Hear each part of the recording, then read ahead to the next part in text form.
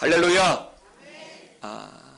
오늘은 우리 디모데후서 3장에 있는 말씀, 이 말씀을 가지고 말씀에 대해서, 성경에 대해서 좀 말씀을 드리려고 합니다. 여러분, 우리 교회 주부에 보게 되면 교구별 목장 모임이라는 란이 있습니다. 거기에는 여러 가지 항목이 있는데 그 중에 성경이라는 항목이 있습니다. 목장별로 성경을 얼마나 읽었는지 카운트를 해서 기록을 해 놓습니다. 많게는 270장을 읽은 목장도 있고 또 아주 작게는 0장을 읽은 목장도 있습니다. 제가 작년 주보를 한번 뒤지겨 봤거든요. 작년 주보를 보았더니 작년에는 우리 성도들이 성경을 얼마나 읽었나라고 보았더니 제일 많이 읽은 목장이 한 주에 800장이 넘게 읽었더라고요. 또 700장, 500장 매주마다 이 정도 읽으시는 목장이 있더라고요. 그런데 올해는 제가 올해 주보를 다시 한번 뒤지겨 보니까 한 300 몇 장까지는 읽었는데 그 이상 잘 넘어가기가 어렵더라고요. 제가 왜 이 말씀을 드리냐면 성경은 우리 성도들이 살아가는데 중요한 길입니다. 예수 잘 믿는 길이 성경에 있고 또 복된 길도 이 성경에 있습니다. 성경을 보아야만 예수 제대로 믿을 수 있고요. 예수님을 제대로 섬길 수도 있습니다. 그래서 성경을 가까이 하고 성경을 읽어가는 것이 얼마나 중요한지 모릅니다. 오늘 저는 이 디모데후서 3장의 말씀을 가지고 바울의 심정으로 말씀을 드리겠습니다. 오늘의 말씀은 그래요. 사도 바울이 여기 기록한 디모데후서는 바로 바울이 순교하기 직전에 기록한 말씀이에요. 그러면 이 디모데후서는 어쩌면 사도 바울에게는 순교하기 직전 유언과도 같은 아주 소중한 말씀이라고 할 수 있습니다. 그런데 이 말씀을 사도 바울이 누구에게 기록하고 있냐면 자신의 제자이자 믿음의 아들인 디모데에게 쓴 편지가 바로 이 디모데 전후서입니다. 그런데요, 사도 바울이 쓴 이 글에 특별히 오늘 읽었던 3장의 1절에서 5절 그리고 12절 말씀을 보게 되면 사도 바울의 그 마지막 이 디모데에게 건면하고 유언과 같이 하고 싶어하는 말들이 기록되어져 있거든요. 우리 바울의 심정으로 우리 1절에서 5절까지 그리고 12절까지 저랑 함께 교독하면서 읽어보겠습니다. 제가 1절 말씀 읽을게요. 너는 이것을 알라. 말세에 고통하는 때가 이르러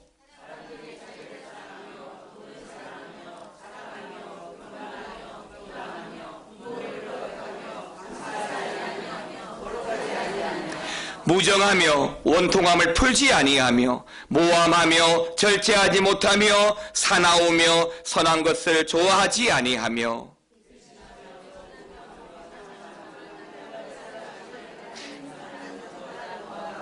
경건의 모양은 있으나 경건의 능력은 부인하니 이 같은 자들에게서 네가 돌아서라. 무릇 그리스도 예수 안에서 경건하게 살고자 하는 자는 박해를 받으리라. 아멘입니다. 자, 여러분, 사도 바울이 순교하기 직전에 그의 아들 된 디모데에게 쓴 편지가 이거죠. 그런데 바울이 뭐라고 이야기하고 있습니까?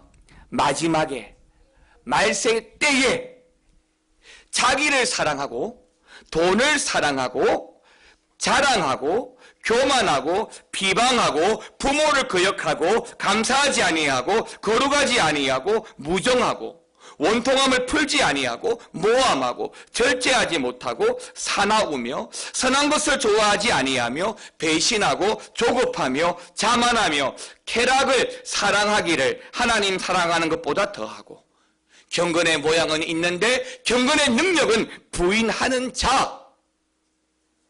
마지막 때가 이런 거예요. 그런데 바울이 뭐라고 한다고요? 이러한 때에 이러한 사람들에게서 뭐 하라고요? 돌아서라라고 이야기하는 거예요. 즉 사도 바울은 마지막 때에 이런 현상이 있을 텐데 그때 돌아서라고 이야기하는 겁니다. 왜요? 그리스도 안에서 경건하게 살아가기를 원한다면 이 세상의 말세의 어떤 순간에도 내가 돌아서야 한다라고 말합니다. 즉 너만큼은 세상을 살아가면서 이렇게 살면 안 돼 라고 말하면서 또 한 번 사도 바울은 14절에서 그래 너는 이렇게 살아야 돼 라고 말합니다. 그 말씀이 14절이에요. 같이 한번 읽어볼까요? 그러나 너는 배우고 확신한 일에 거하라. 나는 내가 누구에게서 배운 것을 알며. 바울이 말하고자 한 것이 이거죠. 바울이 말세에 돌아서는데 돌아선 것으로 끝나나요? 아니에요. 어떻게 살아야 되죠? 배우고 확신한 일에 거하라고 말합니다.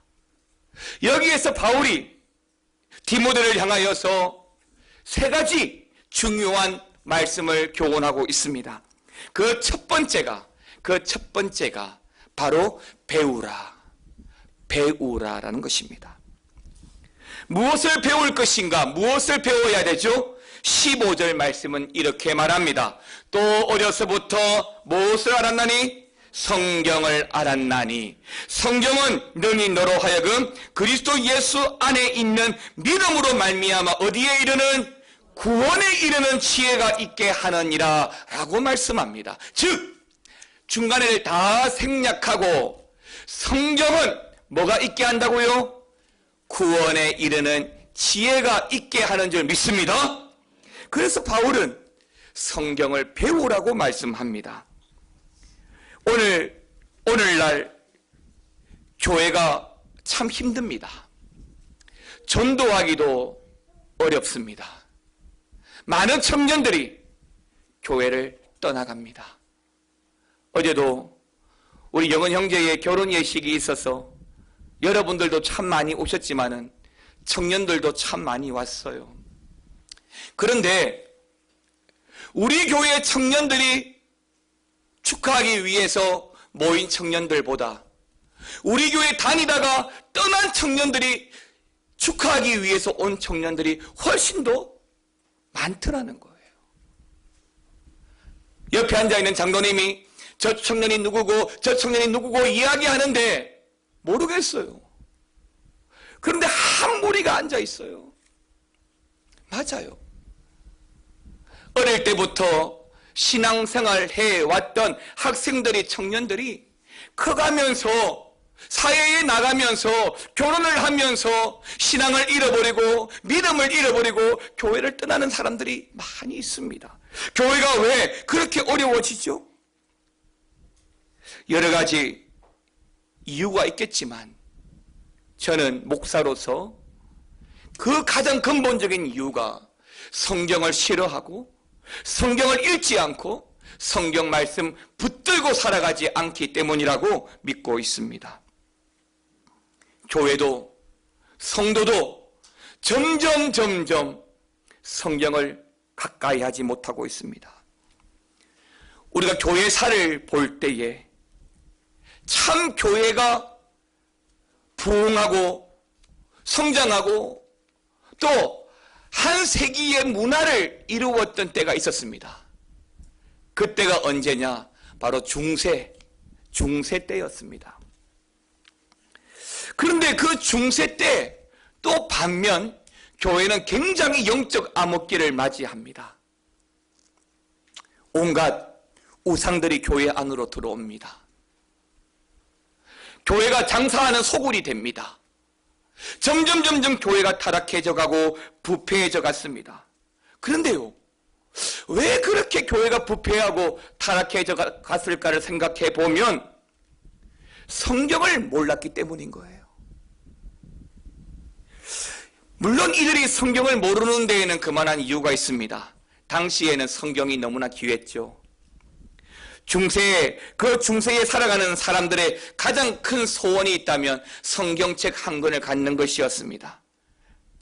요즘 생각하면 웃기는 이야기이기도 하지만 당시에는 인쇄술이 개발되지 못해서 성경 한 권을 만들 때마다 일일이 서기관들이 손으로 다 기록해야 했기 때문에 성경 한 권의 값이 요즘 돈으로 약 1억 원 정도 할 정도였습니다.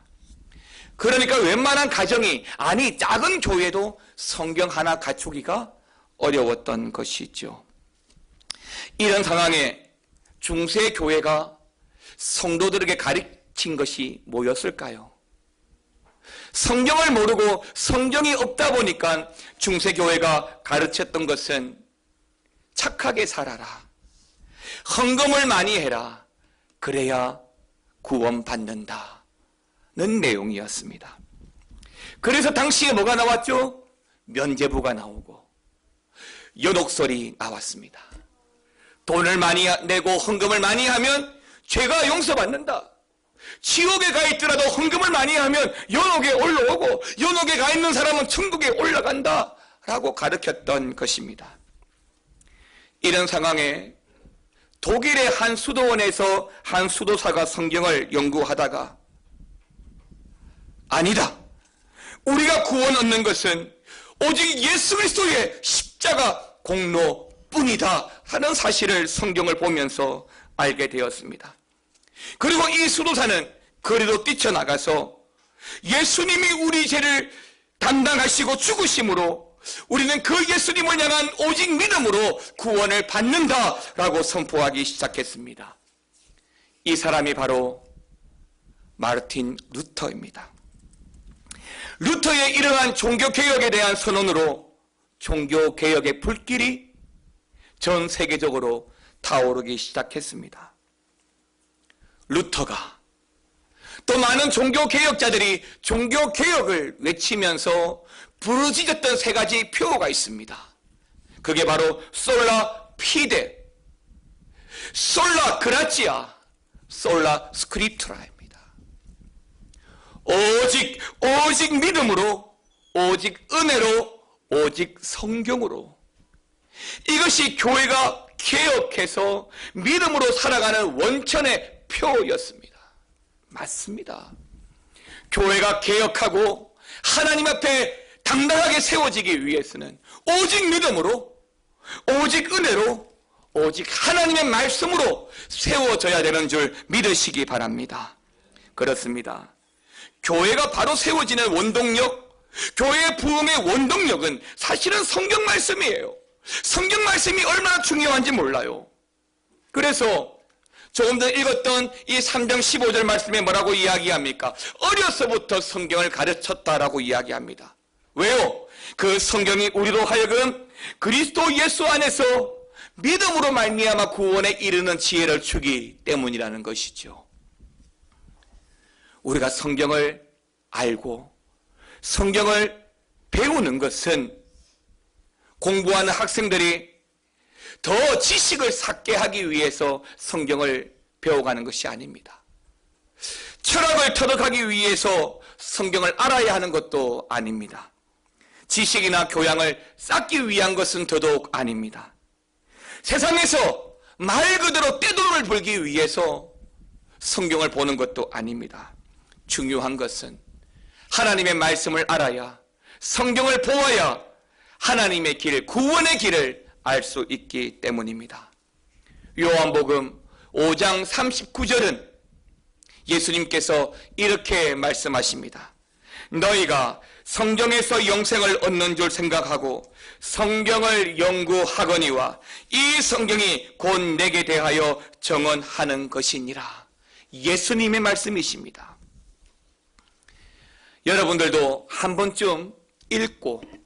한 번쯤 보았을 법한 소설과 영화가 있습니다. 바로 배너입니다. 배너의 저자는 류 윌리스라는 사람입니다. 이분은 참 대단한 분이에요. 미국에서 장군을 지냈고 또 언론인이었고 또 작가였습니다. 이 윌리스에게는 참 친한 친구가 있었는데 그 친한 친구가 이 윌리스와 달리 예수를 너무너무 잘 믿는 겁니다. 그런데 이 윌리스가 도저히 그 사실을 받아들일 수가 없습니다. 과학 문명이 발달한 이 시대에 캐캐묵은 성경을 붙들고 예수를 믿고 있다는 사실이 용납할 수가 없었습니다. 그래서 이 윌리스는 그 친구에게 보란듯이 보여주기 위해서 성경의 모순과 성경의 불합리한 것들을 보여주기로 마음먹었습니다. 그래서 자기와 뜻을 같이 한 몇몇의 친구들을 모아서 성경 66권을 펴놓고 창세기 1장에서부터 성경을 연구해 가기 시작합니다. 반론을 펴기 위해서 성경을 읽어가기 시작합니다. 점점 성경을 깊이 읽어갑니다. 그런데요, 성경을 읽어가면 읽어갈수록 자꾸만 마음이 동요됩니다. 아니라고 마음을 추스리고 다시 또 성경을 분석하지만 분석하면 할수록 요동치는 내 마음을 붙잡을 수가 없습니다. 성경에 대한 반론을 기록하기 위하여 책 제목을 구상하고 한 장을 쓰고 두 장을 쓰다가 두 장을 채 쓰지 못하다가 결국 윌리스는 자기 편을 꺾어버렸습니다. 그리고 반론을 펴다가 그는 예수님을 영접하게 되었습니다. 사랑하는 성도 여러분, 그가 영접한 그 예수, 반론하기 위해서 기록하던 그 책이 바로 배너인 것입니다. 그렇습니다. 비록 성경을 욕하고 반대하고 불신하기 위해서 성경을 읽고 연구하더라도 그 성경을 읽으면, 그 성경을 가까이 하면 우리의 인생이 변하고 우리의 인생이 달라지는 것을 보게 됩니다. 사랑하는 성도 여러분, 우리의 인생을 변화시키기에 충분한 하나님의 말씀인 줄 믿으시고 늘 성경을 가까이 하며 살아가시기를 축원합니다. 두 번째는 사도 바울은 디모데에게 확신하라라고 말씀을 합니다. 성경 공부의 가장 큰 장점, 성경 공부의 가장 큰 매력을 꼽으라고 한다면 바로 확신입니다. 확신. 이 말이 무슨 말이냐면 세상의 공부는 하면 할수록 자꾸만 내가 부족한 것만 알게 됩니다. 내가 모자란 것만 알게 돼요. 여러분 돌이켜 보십시오. 저의 고백을 말씀을 드리면 대학을 가기 위해서 학력고사를 치기 위해서 열심히 공부를 합니다. 정말 열심히 공부해도 확신이 없고 늘 두렵고 떨립니다. 시험을 치루었습니다. 그래도 잘 치루었는지 못 치루었는지 확신이 없어요. 두렵고 떨립니다. 그런데요, 대학에 들어갔어요. 얼마나 감사한지요. 내가 열심히 공부했지만 확신이 없으니까 마치 요행을 얻은 것처럼 너무나 좋더라고요. 또 대학원을 들어가기 위해서 시험 칩니다. 합숙해서 공부하고 정말 열심히 공부했습니다. 그래도 확신이 없어요. 성경을 몇십 번 보았습니다. 성경 문제집을 몇십 번 풀었습니다. 전도사니까 성경을 얼마나 많이 보았겠습니까? 그래도 확신이 없는 거예요. 합격했습니다. 얼마나 감사한지요. 여러분, 올해는 수능 만점 학생이 몇 명이나 있는지 모르겠지만 수능 만점 받은 학생들은 공부를 하면서 난 이번에 만점 받을 수 있어! 그렇게 확신하면서 시험장에 들어간 학생이 몇 명이나 있을까요? 저는 없다고 봅니다. 세상의 공부는 그렇습니다. 하면 할수록 내가 얼마나 부족한가, 내가 얼마나 모자라는가만 더 확인시켜 줄 뿐입니다. 그런데 성경은요, 읽으면 읽을수록 확신이 생깁니다.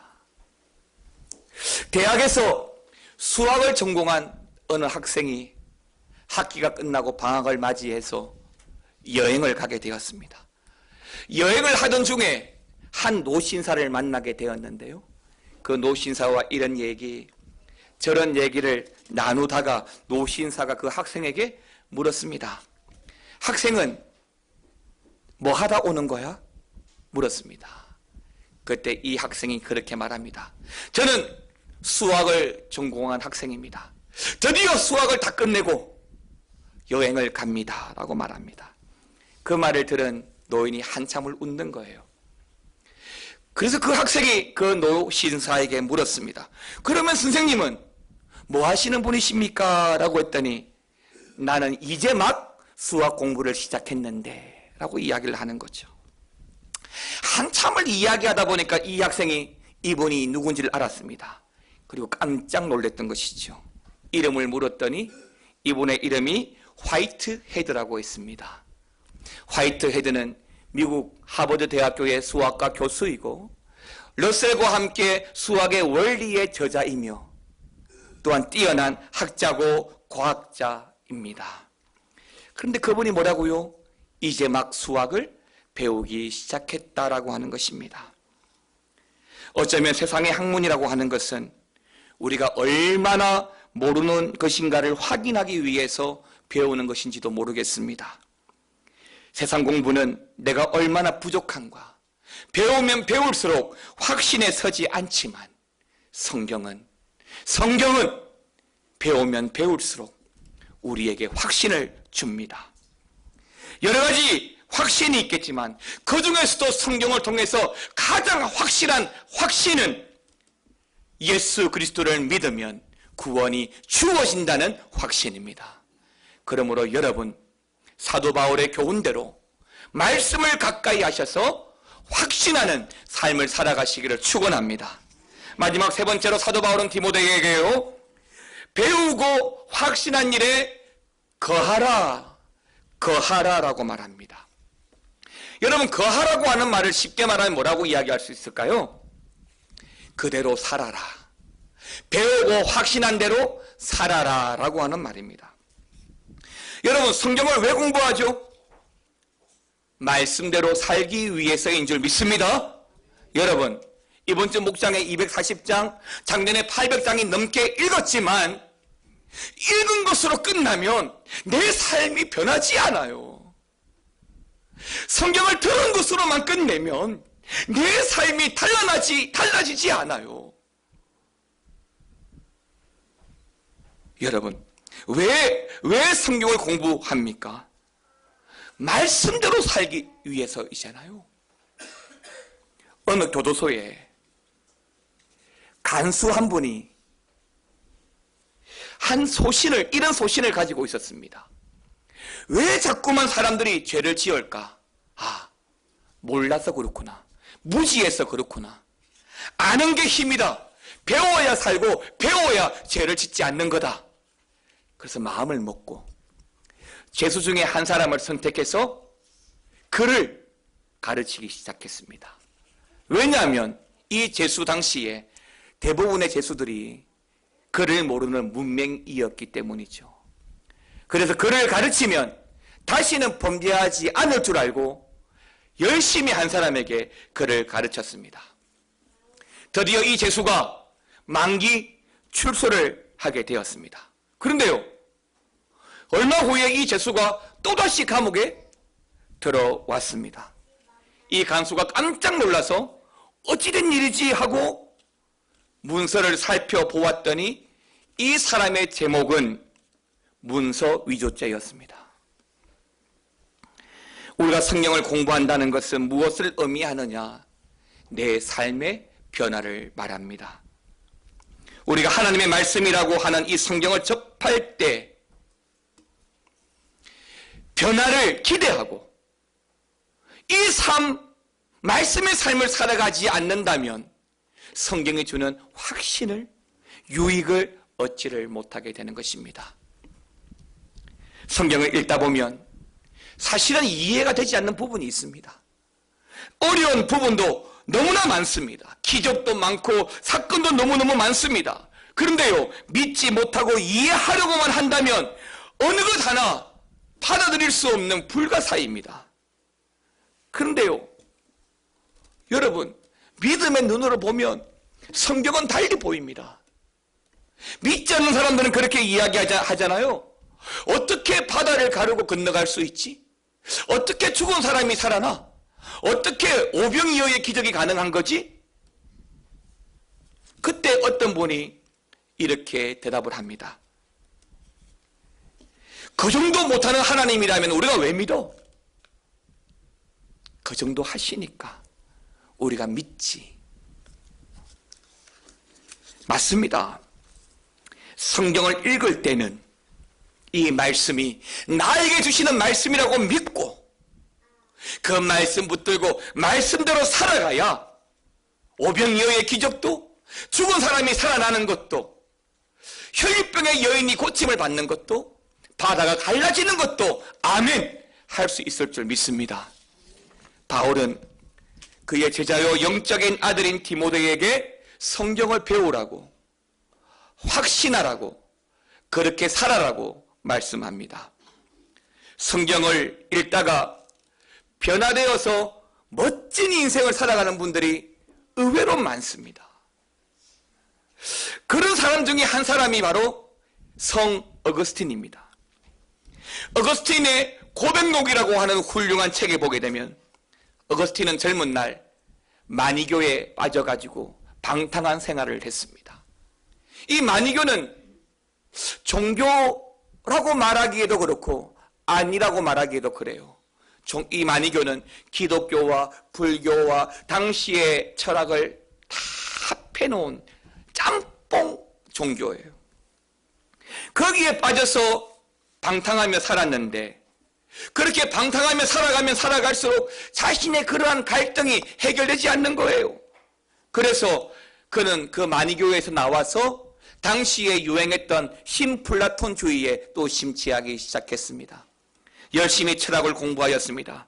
그런데도 그 역시 그의 갈등을 해소해 주지 못했습니다.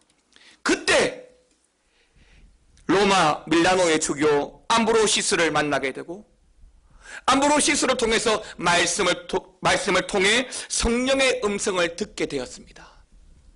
그가 들은 음성이 들고 읽어라, 들고 읽으라는 말씀을 듣게 되었는데, 그래서 주위를 살펴보니 암브로시우스 앞에 놓인 성경이 있는 겁니다.